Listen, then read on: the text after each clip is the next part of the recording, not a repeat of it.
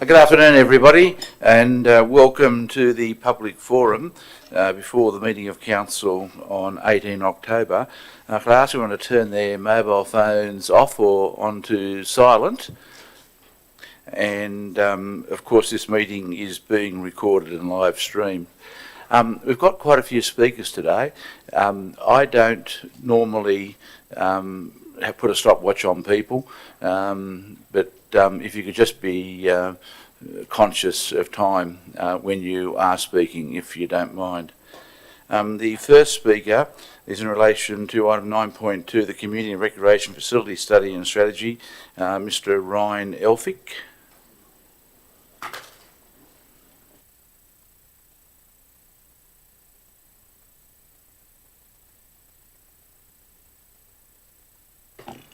Okay, thank you.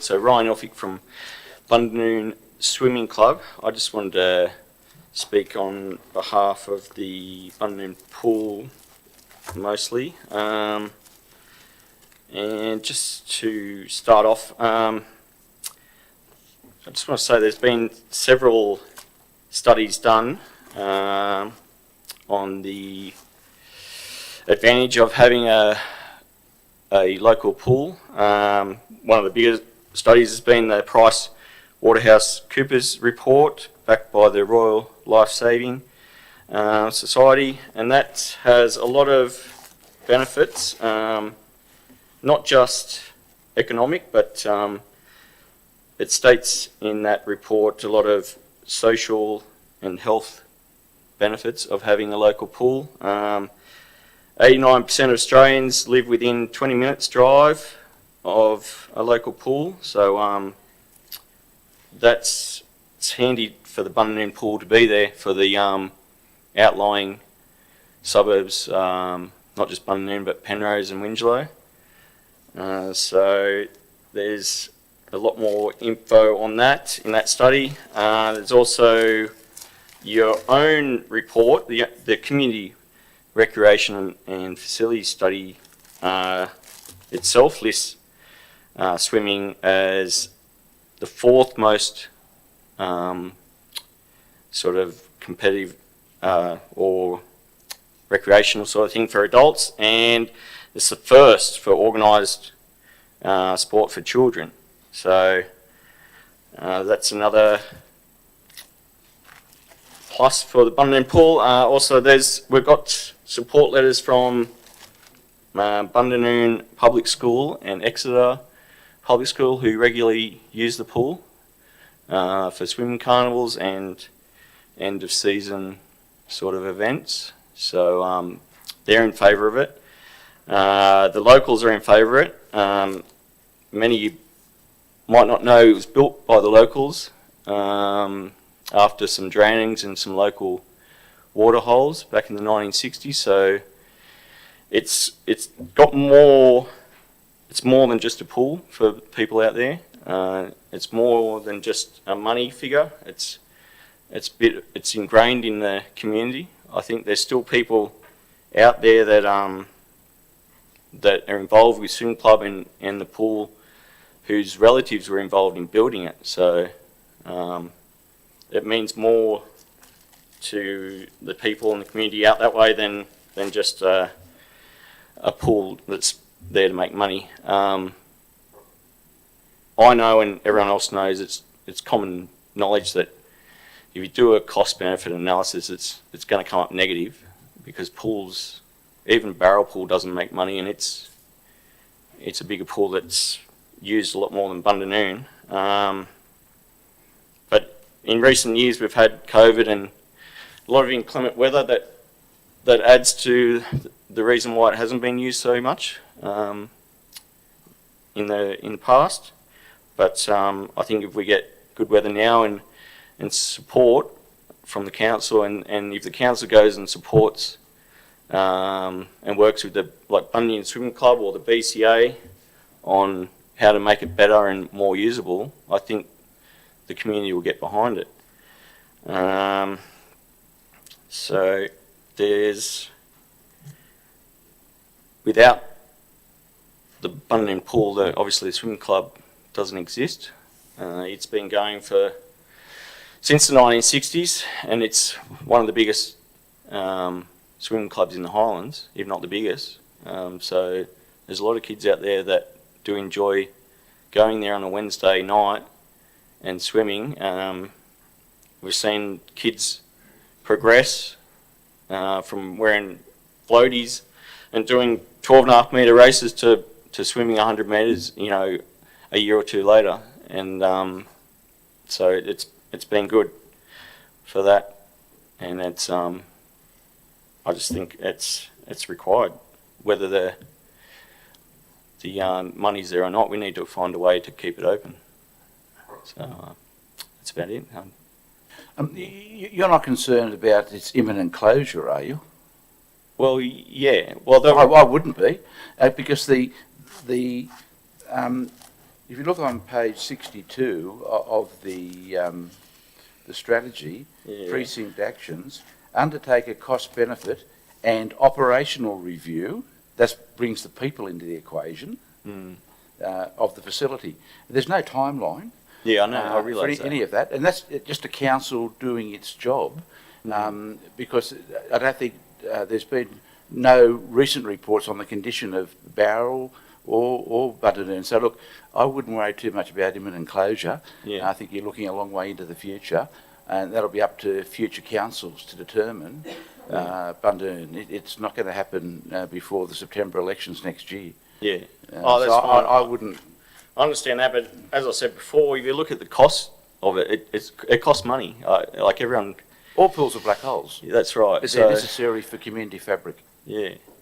And that's a discussion in the future. But I think it just makes some common sense for the elected body to have all the information available.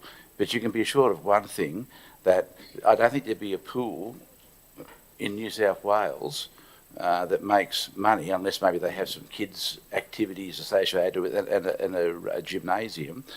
But I'm very conscious that the staff here know the importance of that pool to the community. They're just doing their jobs. All right. Alrighty? That sounds good then. Thank you. Okay. Mr. Paul Barakiki.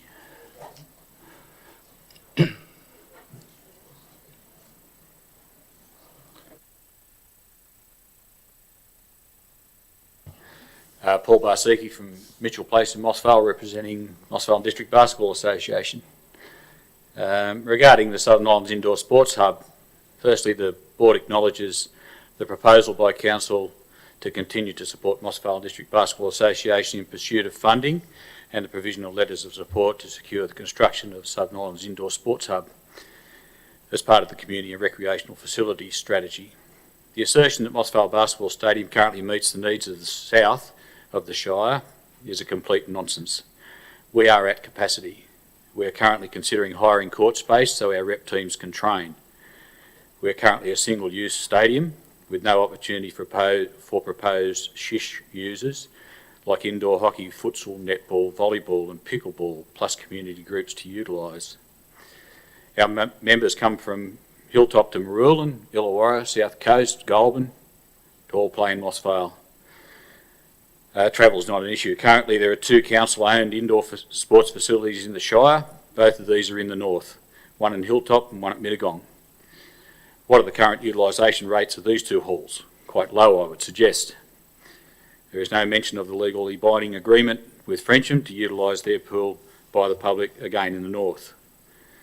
Clearly, as can be seen in the feedback from the public exhibition of the Community and Recreational Facilities Study, bear in mind many of the responses to the survey in favour of Lackey Park Regional Sporting Hub Master Plan included the shish. The decision of Council to separate the shish from Lackey Park after the fact is questionable. The study into Lackey Park Regional Sporting Hub Master Plan indicated funding for the project would be unlikely without the inclusion of an indoor sports centre. Is this to be ignored as well?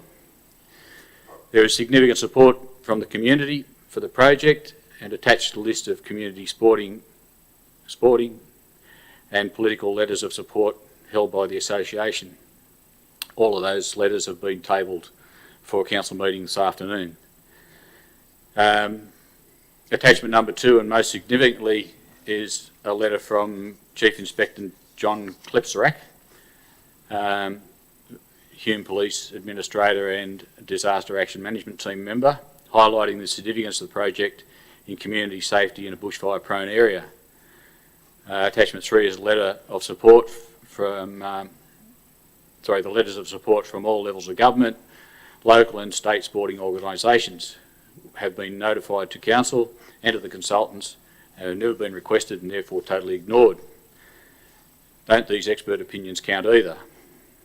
There has been a significant delay in the progress of the shish due to council studies, etc.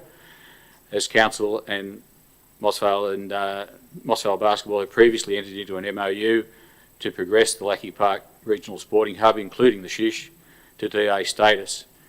Mosal Basketball and Wingecarry Shire Council invested significant time and money into DA studies, which would now appear to be wasted.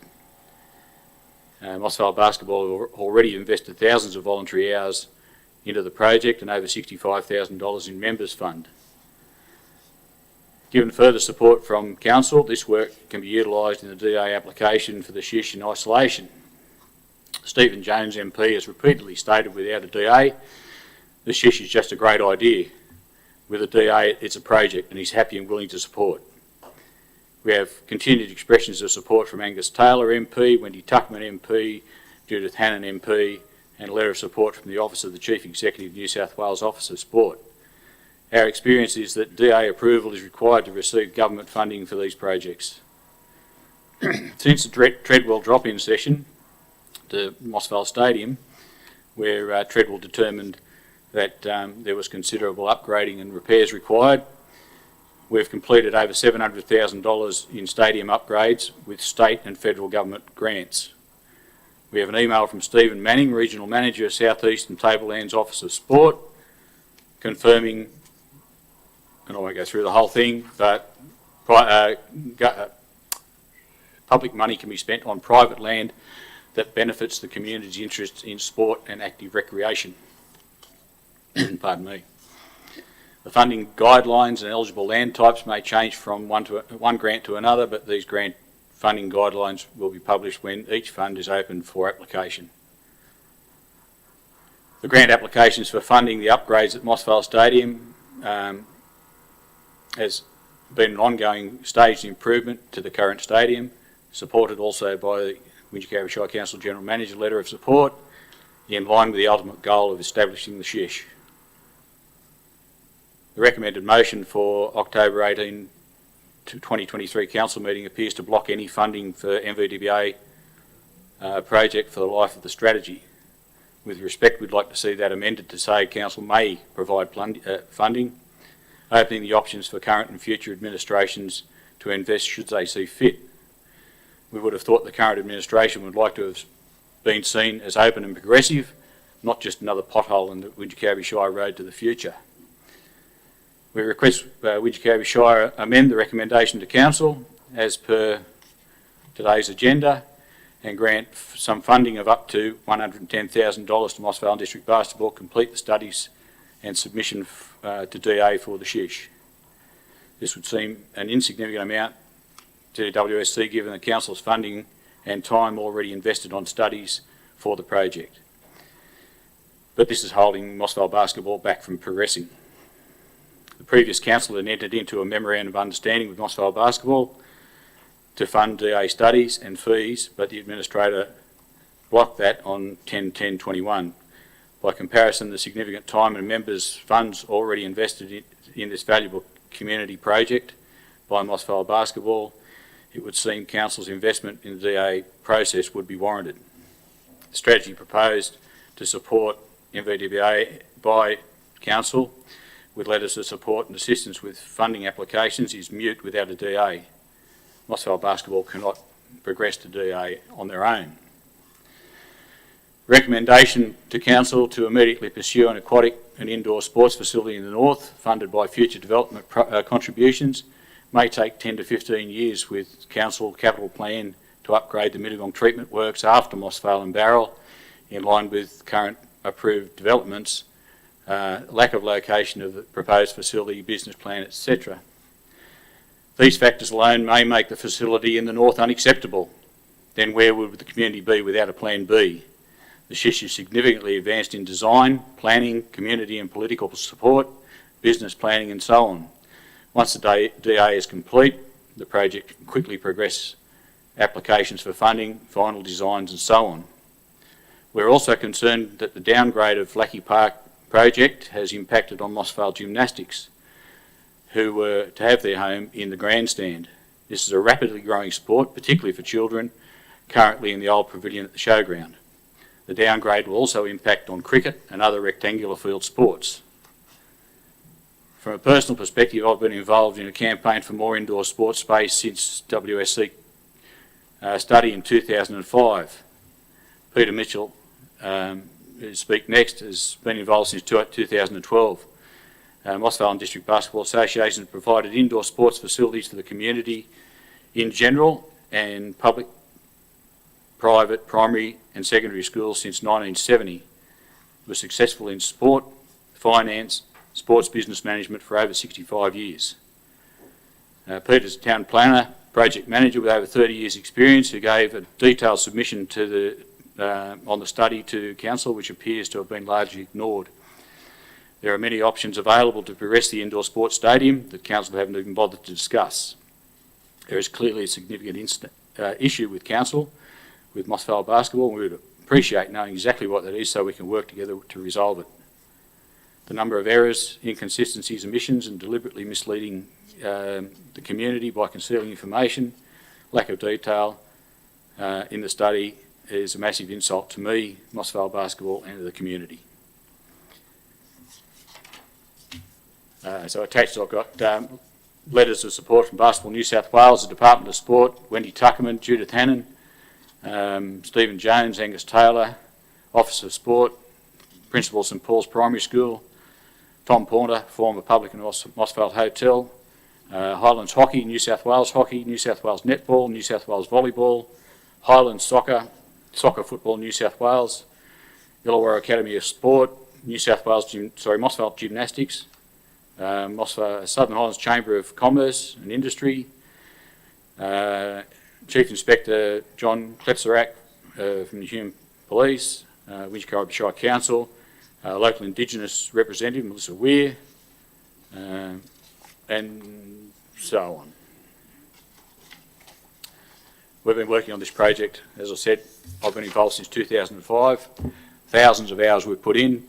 We've come to agreement with the previously duly elected council, and yeah, we need to be, in my opinion, in our opinion, we need to be included as a going concern, budgeted and progressed in the strategy.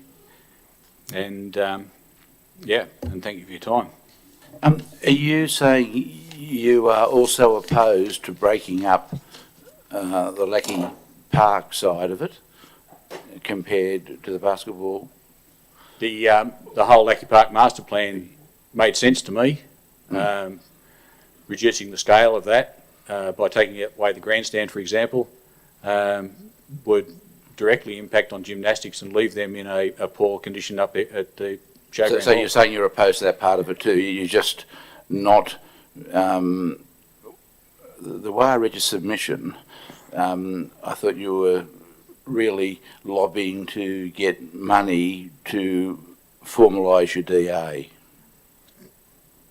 Yes, yeah, I'm looking for money to formalise the DA, looking to be included in the strategy. So as much as we appreciate the proposal to offer letters of support and assistance in seeking financial funding, without a DA we're nowhere.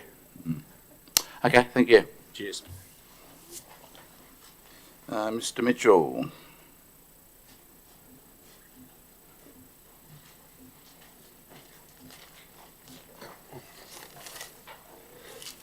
Afternoon. My name is Peter Mitchell. I've been a local resident for 27 years. I've also been involved in Mosal Basketball for 12 years. You have to excuse, I've had the flu, so I'm might be a bit short on breath. Today I have a deep sense of disappointment and some sadness with the missed opportunity that will occur and the direction Council has taken with the Community Recreation Facilities Study and Strategy. As a sports-loving member of the Shire, the journey that we've been on for the last 12 years, and Paul's been on it for longer than that, appears to have ended with yet another roadblock by Council. The proposal to construct a new indoor stadium in conjunction with an upgraded Lackey Park would have resulted in a showpiece for multiple sports and a hub for the community of the Southern Highlands. It also serves a number of other purposes like emergency management, etc. Supported by the previous council, the current council and administrator have chosen not to embrace this vision that is based upon many successful sporting hubs in regional New South Wales. And a number are cited in the strategy, particularly the one at Boundary, which would be pretty much similar to what Lackey Park would be. The report before Council is an unconvincing appraisal of the many submissions received, with multiple issues raised, ignored, or given limited consideration. Whilst it is pleasing to see Lackey Park reinstated in a limited sense, the decision to detach the indoor sports centre from Lackey Park is a poor decision and a slap in the face for Mosal basketball and the Mosal community. There appears to be a total lack of recognition of many of the common themes that were raised in the exhibition period. The lack of accountability of Council in genuinely consulting with the community and listening to the community is concerning. I'd like to specifically address what appears to be a primary reason for the snubbing of Mosal basketball from future consideration and funding opportunities. The council staff seem to have used the fact that the land is located on is privately owned as a basis for their position and a lot of their decision making. A key aspect of the quoted Environmental Planning and Assessment Act provision for developer contributions is that they must be collected for material public benefit. As Mosal Basketball Stadium has provided just this purpose for 50 years, that is, provide an indoor sports stadium where the local council failed to do so, qualifies this facility and organisation in terms of the principle embodied under this definition. Mosal Basketball has always stated that the land can be provided to council on a legally binding long-term lease, which would be transparent and open, or could be sold to the council on reasonable terms. However, there has been no discussions with the current council staff to this extent. And what this involves would be, and this happens with all developments start off as private land, and in the course of development with contribution plans and planning agreements, parts of that land for community purposes are then dedicated over to council. So that same principle could be applied to the Mosal basketball land.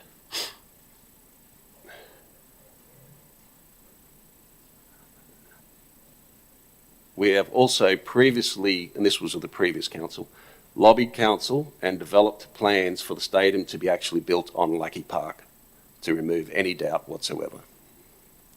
It appears, however, there is no desire to even consider these positions, so the hundreds of thousands of dollars that have been spent on studies and reports and the thousands of volunteer hours and thousands of dollars in staff time by council is being wasted. The New South Wales government has had no issue in contributing to the stadium improvements, and this is a reinforcement of the public benefit aspect for Mosal basketball. There appears to be a concerted effort and agenda to site this facility in the Midong precinct. This location I don't consider suitable, as the only public land is likely in the north of Midong and remote from population growth, and also connecting public transport. The strategic alignment with Council's adopted housing policy, where the bulk of growth is in Mosal and southeast Bowral, is non-existent. Midong and the adopted study has virtually no growth over the next 20 years, and there is already 2 council-owned indoor facilities in the north of the Shire. The Lackey Park and Indoor Sports Centre, on the other hand, are located in the centre of future housing and population growth and fit with the objectives of the Community and Recreation Facilities Study, being to locate facilities where the future population growth is occurring. North Midong is not geographically central to Bowral and Mosal, that under the housing study will become the largest population centres under the adopted housing strategy. By adopting this strategy, I believe Council is undertaking a misdirected approach that will cost many millions of dollars of ratepayers' money, and council will create facilities that are poorly located and cost the community significant ongoing expenditure, as the facilities will not be financially sustainable. I have a number of further points in my submission, and you're all welcome to read them in the attachment, although you might need a glass of wine. It's about 10 pages long. The decision for the siting of the facility is made and was potentially made some time ago, I fear. Regardless, Mosal Basketball will continue providing a public benefit to the community and seek future support from council to enhance its facilities in conjunction with the community and a supportive New South Wales government. Thank you. I'll ask the professional officers when they're introducing the matter to address your question in relation to developer contributions. The way I read the report is you couldn't do it. You disagree with that, obviously. One question I do have, in your negotiations with the former council, when you entered into a memorandum of understanding, where was the money coming from? The indoor stadium, also referred to as the SHISH, which Paul alluded to, it was going to be part of the staging in the Lackey Park master plan. There was a staging of the development. It's obviously, if you look at the whole development of that precinct, it would be probably $30 million to develop the whole precinct, $30 to $40 million. And this is not unlike a lot of these regional sporting precincts throughout New South Wales. So the initial staging would be Lackey Park and would be a latter stage, and we wouldn't have been funded up front. So the funding would have been predominantly through grant funding. I don't know if council got that far in terms of trying to strategically align it with contribution plans and get it into strategies. This all happened fairly close to when the council's tenure was terminated. So I think that was probably going to happen at a later date, but certainly the funding was a big question. But certainly there would have been the potential as a district and regional hub, which would have been the status to collect contributions from a broader area other than just Mosvale, once it gets that status. But was there any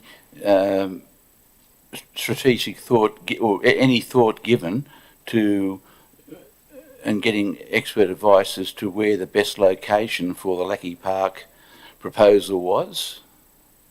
There was a master plan and a research process undertaken. We had also, a number of years before that, in around 2015, had Otium Group undertaken. That was through a state government grant. They undertook a study of the Southern Highlands, looked at 4 other locations and determined that that siting something next to the current stadium was the best location. I'll ask the professional officers to address that question then. Yeah, okay. Yeah, because it's been said twice now that I stopped it. I didn't stop it. I just deferred it based on professional advice to get the experts to say, having regard to what's happening in this shire, where is the best location. Okay, thank you. Mr. Moore.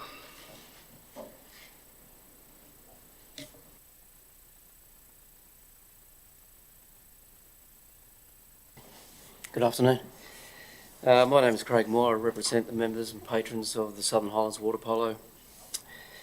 Firstly, I just want to commend Council on the initiative to improve sporting and recreational experience for our local community. We look forward to relevant actions and positive outcomes in the near future. There are many and varied actions contained in the strategy across a whole range of sport and community activities.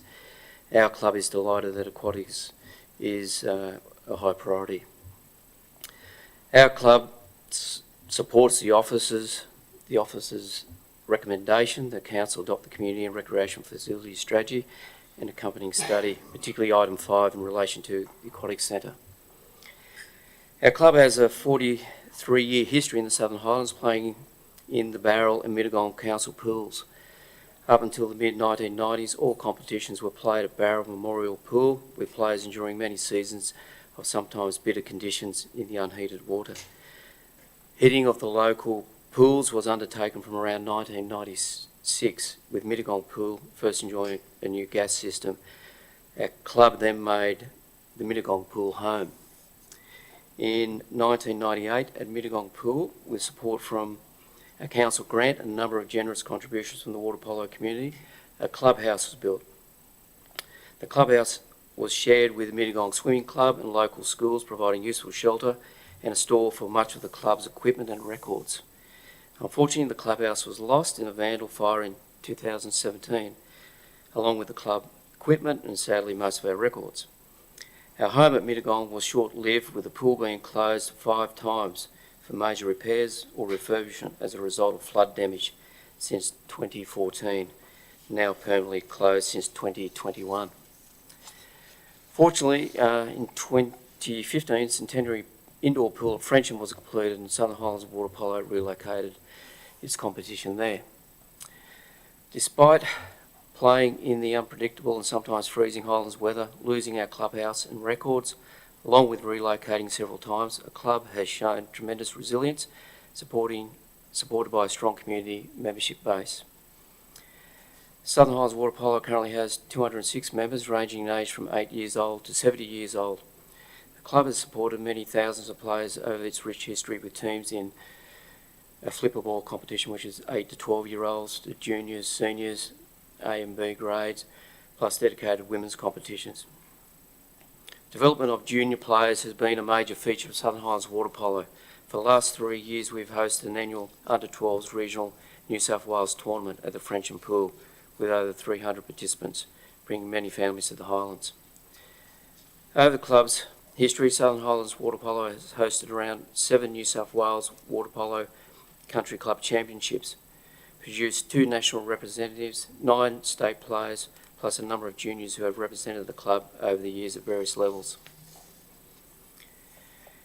In summary, Southern Highlands Water Polo has a rich local history, providing over 43 years of sporting opportunity to the local community. We have actively advocated for improved aquatic facilities for decades and hope the strategy will deliver timely required improvements in such facilities.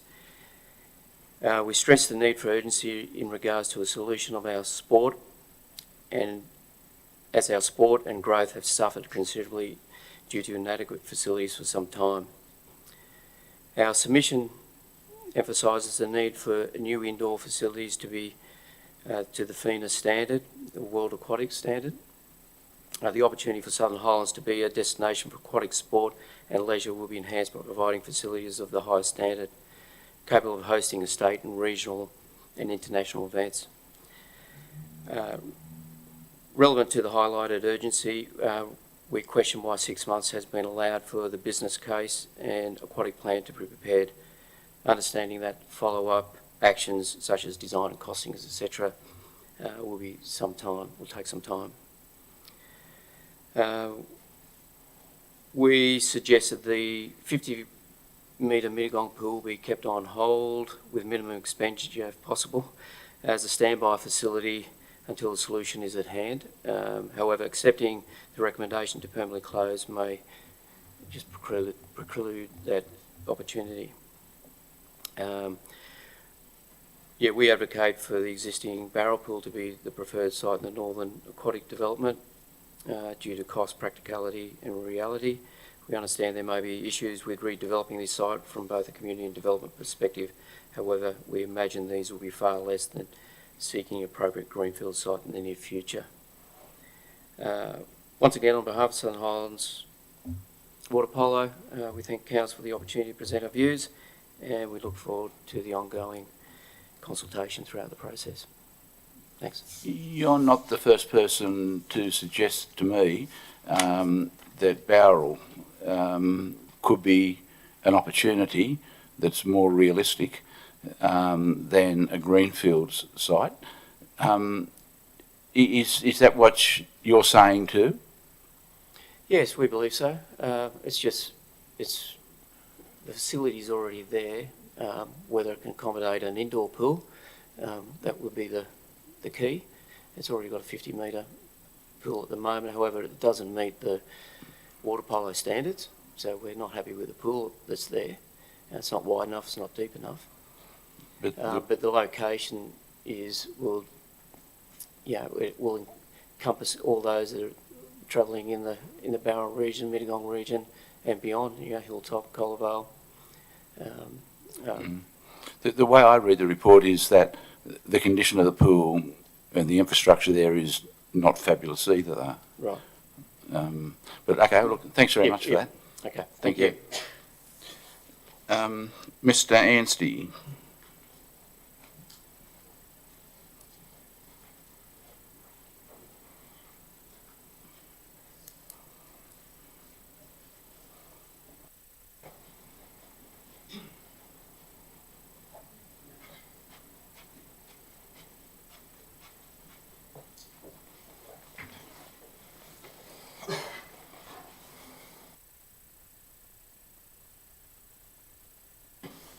I was on already. Thank you, Mr. May.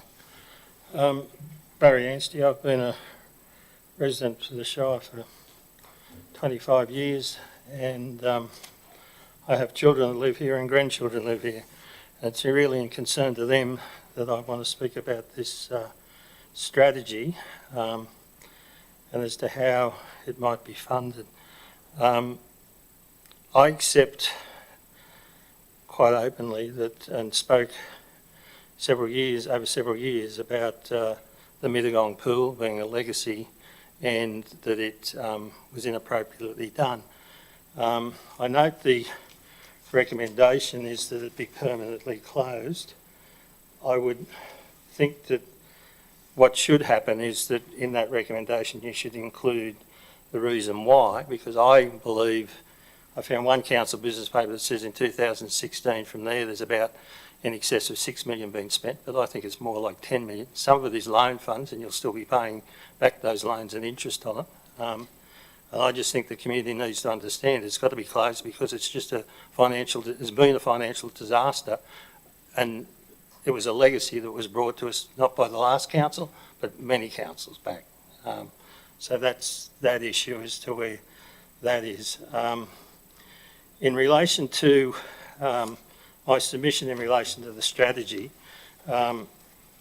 my submission talked about the fact that the strategy talks about a population between 12,500 and 18,244. Our housing strategy, as I understand it, is based on about 9,500. Fundamentally, this report, if you read it, bases itself on what the population increase is going to be. Now, I've been involved in development for over 50 years, and much of that I spent in land banking and buying in locations where population would move to.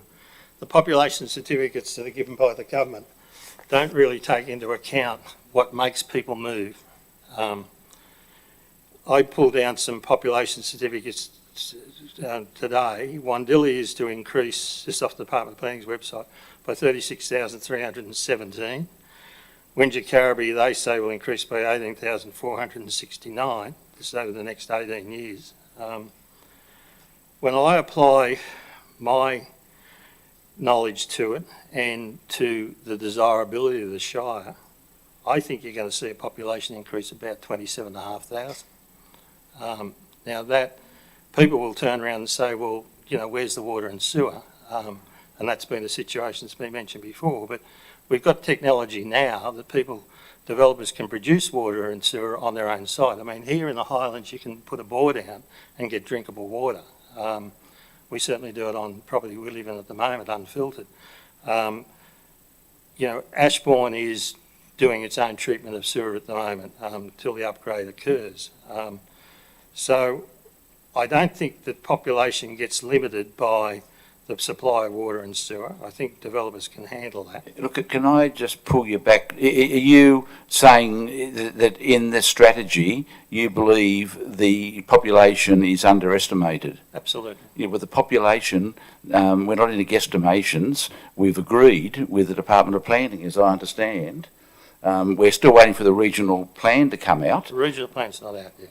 I know that, but we're pretty confident that the regional plan will reflect what the council's professional officers have been saying for years, that the Department of Planning was wrong to start with in their estimation, and they're now looking at more realistic figures. General Manager, is that right? That's the conversation that we've had with the Department of Planning, DPE.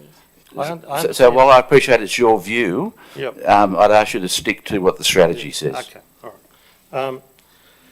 So question mark about the populations that the strategy is based on, then that has a fundamental effect in relation to contributions that developers can pay. The Minister came out yesterday and said for planning that, he's looking at councils exceeding their population projections, and in that regard, I think if we look proactively at that, then there's issues that can go forward. In terms of the other things that I said in the strategy was that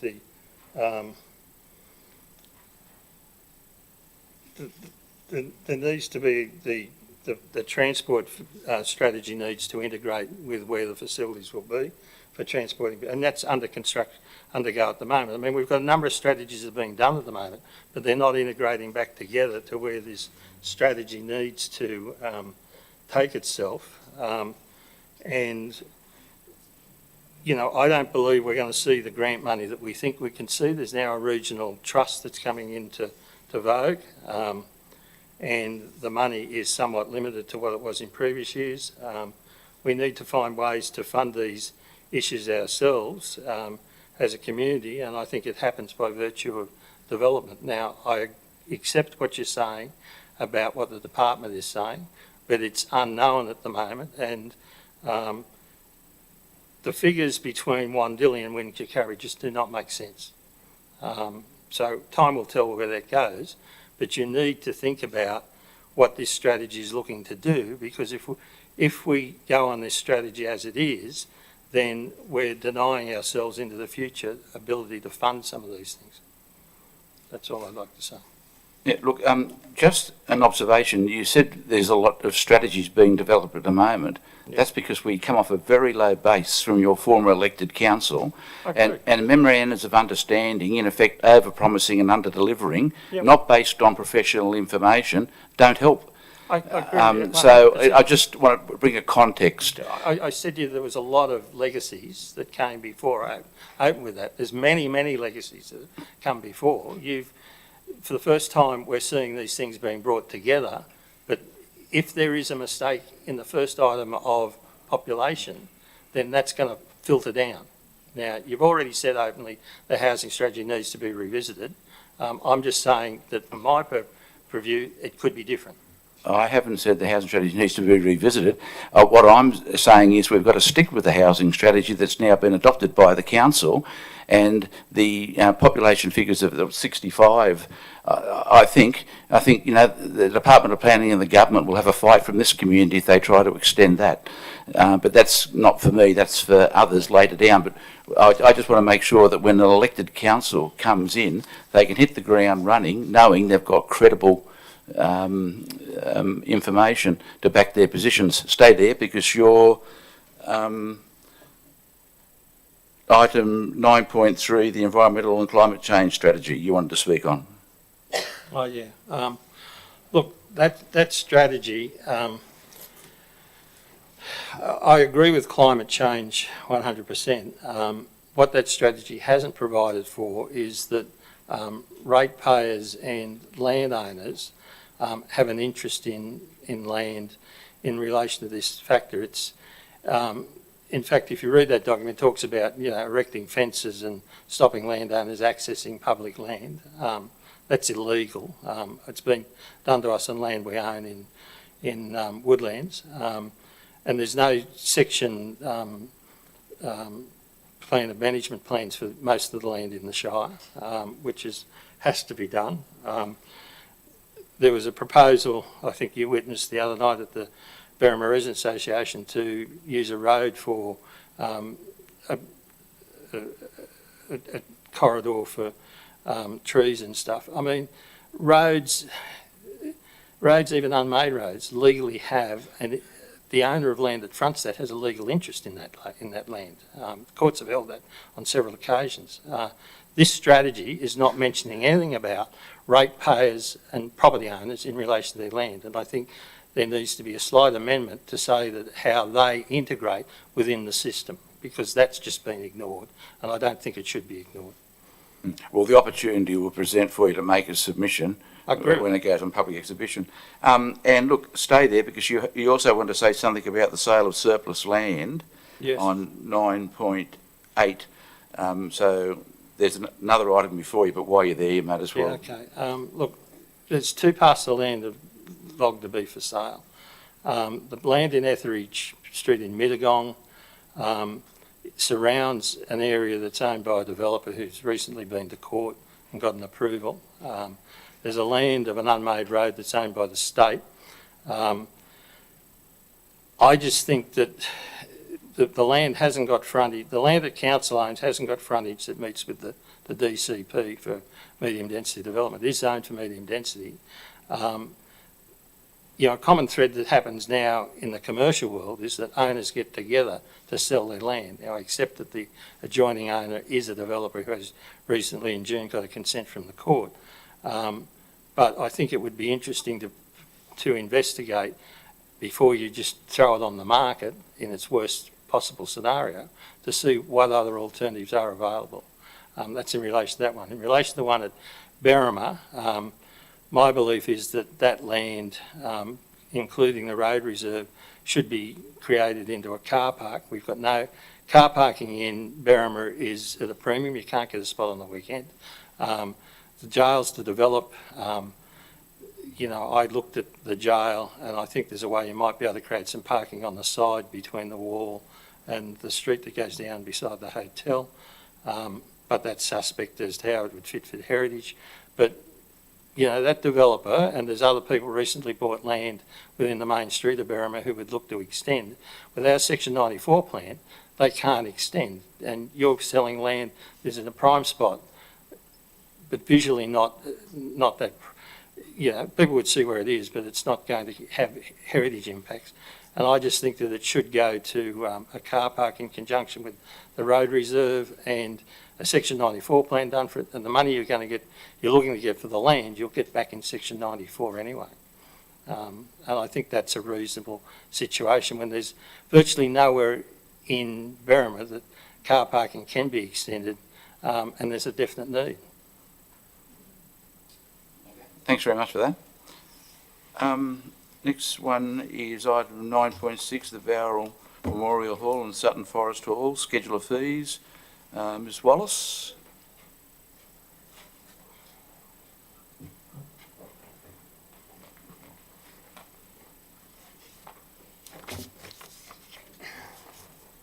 Hello everyone, I'm Sue Wallace, puppeteer and president of Imaginata, the Australian Puppet Centre, currently located in Sutton Forest Hall.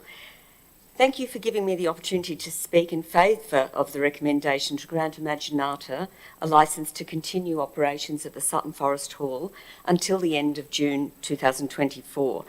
This will make 9 years of continuous usage of the hall, and we are very grateful to Council and the people of the Shire for allowing us to create this special space. I'd like to paint a picture of the hall. I don't know how many people have come to a puppet show. At Imaginata, I know a lot of people have said to me, oh, I've been meaning to go there for a long time, and maybe one day they will. Maybe we've got another year. When you arrive at Imaginata, you're welcomed into a magical space. The theatre is swathed in black velvet curtains with a permanent lighting rig and sound. The hall is festooned with puppets and puppet paraphernalia. You'll meet Duffy, the life-size donkey we created for a show at the State Theatre in Sydney. Meet Albert the Magic Pudding, made for the Marionette Theatre for young people and used by the Goulburn's Leader Theatre. Some of the exhibition puppets are more than 50 years old. You can play with the Czech Toy Marionette Theatre. It's so wonderful to see little hands coming in and engaging with playmaking in such an accessible way. You can also have string puppets demystified by getting a hands-on experience. Play with the bevy of hand puppets and turn the handle of the automaton to reveal its secrets.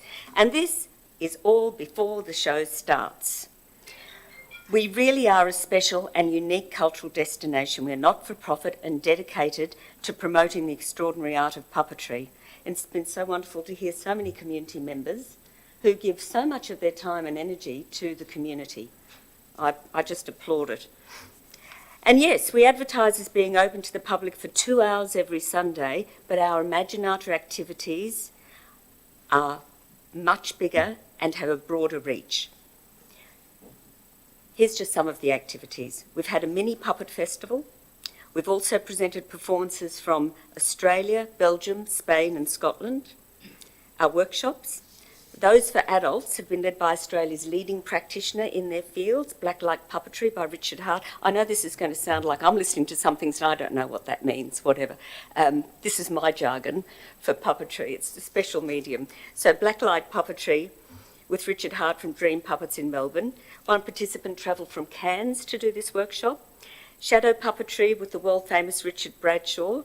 Two performers from Patagonia in South America came especially to Imaginata to do a shadow workshop with Richard. And Richard is a Bowral local. We have held challenging workshops for children, including school groups and for people living with a disability, who are always welcome at Imaginata. Now, to deliver our workshop and performances, we've partnered with the Southern Tablelands Arts, Wingecarribee Shire Council, Mental Gallery, Artists of the Round Yard, and the Sydney Chamber Music Festival. Extraordinary events have happened in this country hall. At our opening, Rebecca Hetherington delivered the most heartfelt audiovisual presentation of My Life with Mr. Squiggle. She's the daughter of the creator of Mr. Squiggle, Norman Hetherington. Our adult puppet cabarets are renowned, attracting puppeteers from Sydney, Melbourne, Brisbane and Canberra, along with some very good local talent. During a hiatus in the COVID times, we were able to bring world-renowned musicians Umberto Clerici and Bridget Bolliger to perform with the Sydney Puppet Theatre, which is basically me and Steve. That's our long-term company. Umberto is a cellist, is now the chief conductor for the Queensland Symphony Orchestra, and Flortis Bolliger is the artistic director of the Sydney Chamber Music Festival, and she approached us. We also nurture puppeteers by rehearsing new works with them in the hall. These works are then performed to the public, so our audience gets to be the first to see new work.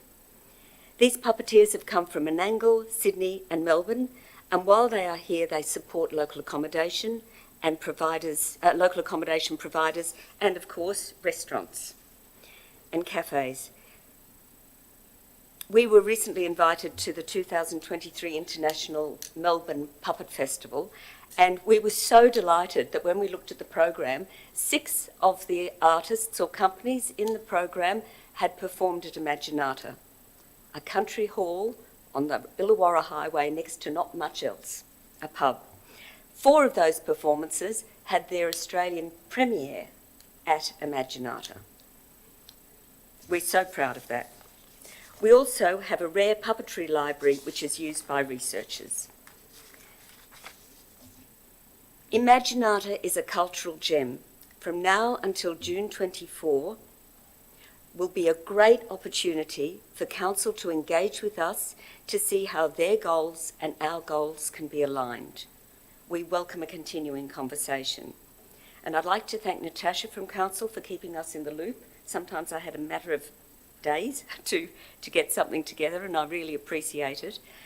And lastly, we apologise we can't stay. We have prior commitment to see a fantastic contemporary European puppet show at the Opera House. So we'd better leg it. We'll enjoy the Opera House. Thank you. And that recommendation will go through, but I'm just going to add some stuff about financial statements and the kind of stuff you were talking about and what the wider Wingecarribee Shire Council community thinks. Mm-hmm. So look forward to it. Enjoy the Opera House. Safe travels. Thank you. That finishes the public forum run sheet. I know we've gone over, but I have a view that residents should be heard on these matters, and I think that's important. So I apologise for going over the 3:30. We'll have a couple of minute adjournment and start the council.